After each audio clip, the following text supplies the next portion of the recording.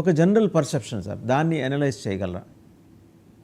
తప్పకుండా అదే కదా మనం చేస్తుంది. ఇప్పుడు 2019 ఊడి ఘటన జరిగిన తర్వాత మోదీ గారు నిర్ణయించిన ఆ నిర్ణయం తర్వాత ఎన్నో ప్రాజెక్ట్స్ కట్టాం మనం.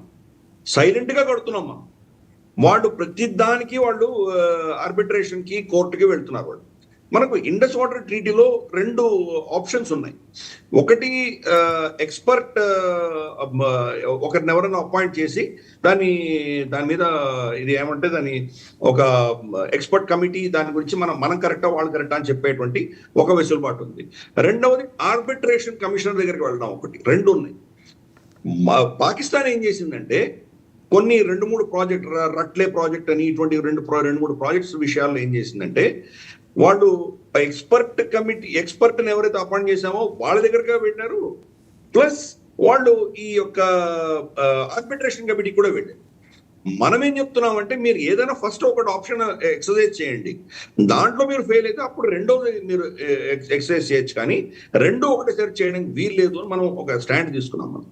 సో కాబట్టి ప్రతి అంశంలో కూడా మనం ఇండస్ వాటర్ ట్రీటీ ఆధారంగా ఏ ప్రాజెక్ట్ పెట్టినా కానీ కూడా దాన్ని రొటీన్ గా as a standard operating procedure oppose చేస్తుంది పాకిస్తాన్.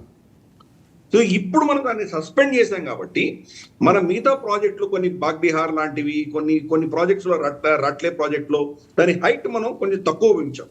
వాళ్ళ అబ్జెక్షన్స్ ని యాక్సెప్ట్ చేస్తూ కొన్ని తక్కువ ఉంచాం. దాని హైట్ పెంచుకుంటాం, మనం కెనాల్డ్ వేసుకుంటాం, మన ఇష్టం.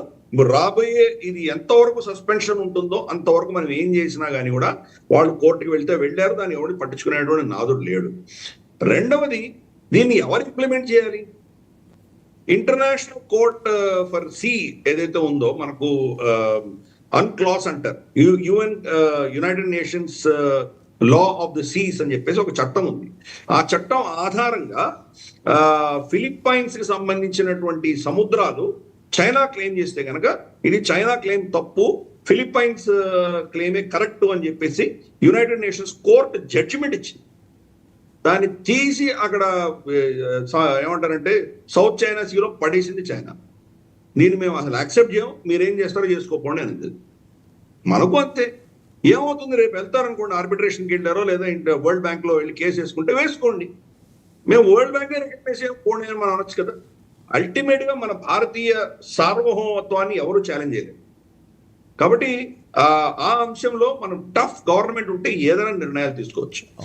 కాబట్టి ఈ నిర్ణయం ప్రభుత్వం ఏదైతే తీసుకుందో ఇప్పుడు ఇంకా కంప్లీట్ గా క్యాన్సిల్ చేయకుండా ఒక మెట్టు మాత్రమే. ఇప్పుడు ఓన్లీ దీన్ని సస్పెండ్ చేసాం, మనము అబేయన్స్ లో పెట్టాం, పక్కన పెట్టాము, ప్రాజెక్ట్స్ చేసుకుంటూ వెళ్తాం. రేపటి రోజు ప్రాజెక్ట్స్ వల్ల పాకిస్తాన్ నిజంగా ఇబ్బంది వచ్చింది అని ఆర్బిట్రేషన్ చెబితే అప్పుడు చూద్దాం. కాబట్టి ఇప్పుడు ఒక మనకు కావాల్సినటువంటి అవసరాలని మించి వాళ్ళకి ఇవ్వాల్సిన అవసరం లేదు. రెండవది, ఏ నదైనా కానీ కూడా మీరు 100% ఎక్కడ కూడా ఆపలేదు.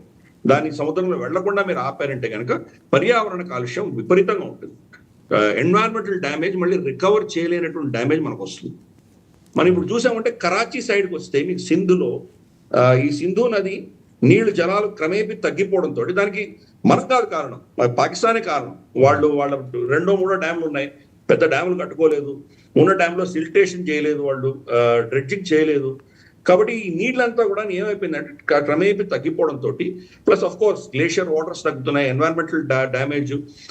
ఇప్పుడు సముద్రపు నీళ్లు ఏవైతే ఉంటాయో, గతంలో మనకు చాలా పెద్ద నది సింధు నది, మనకు సముద్రంలో ఒక 100 మీటర్లు 200 మీటర్ల దాకా కూడా మంచినీళ్లు ఉండేవి. అందుకని ఈ నీళ్లు అంతవరకు చొచ్చుకొని వెళ్ళేవి.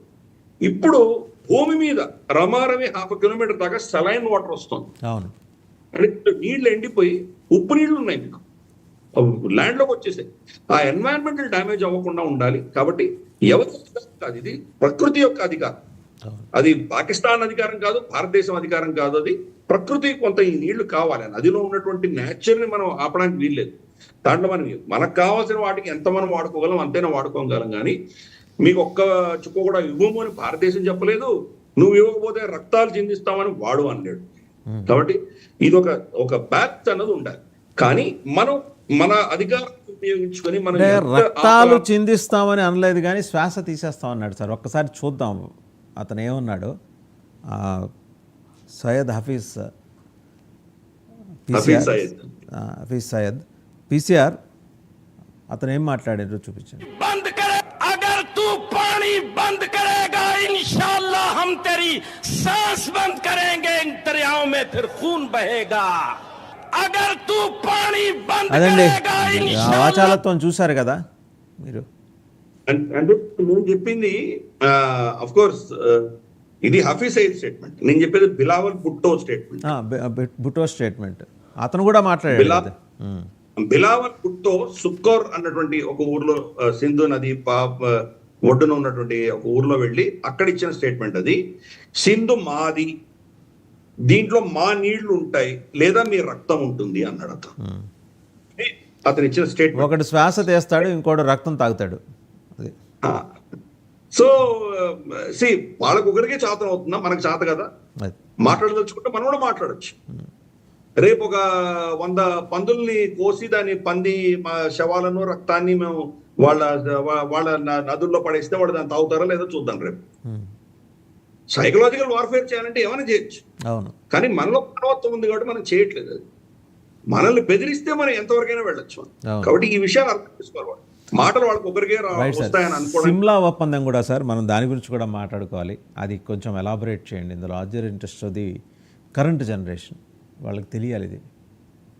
కరెక్ట్. మనకు 1971 యుద్ధం తర్వాత మనకు ఒక 5-6 నెలల తర్వాత షిమ్లాలో కూర్చొని వీళ్ళు 1972లో చర్చించుకుని ఒక ఒప్పందానికి వచ్చారు. ఆ ఒప్పందం ఏంటంటే కనుక మనకున్నటువంటి సమస్యలని బైలాటరల్ గా ద్వైపాక్షికంగానే మన సమస్యలకు పరిష్కారం వెతుకుదాము, వేరే మధ్యవర్తిత్వం వద్దు, మనకు వేరే ఇతరత్ర ఏ మూడో శక్తి దీంట్లో రాకూడదు అని ఫస్ట్ ఒప్పుకున్నారు దాన్ని. రెండవది ఏం చేశారంటే 93,000 మంది సైనికులు, యుద్ధ ఖైదీలు, పాకిస్తానీ యుద్ధ ఖైదీలు బంగ్లాదేశ్ నుంచి మనం మన అధీనంలో పెట్టుకున్నాం కాబట్టి వాళ్ళని సగౌరవంగా మళ్ళీ రిటర్న్ చేసాం వాళ్ళకి.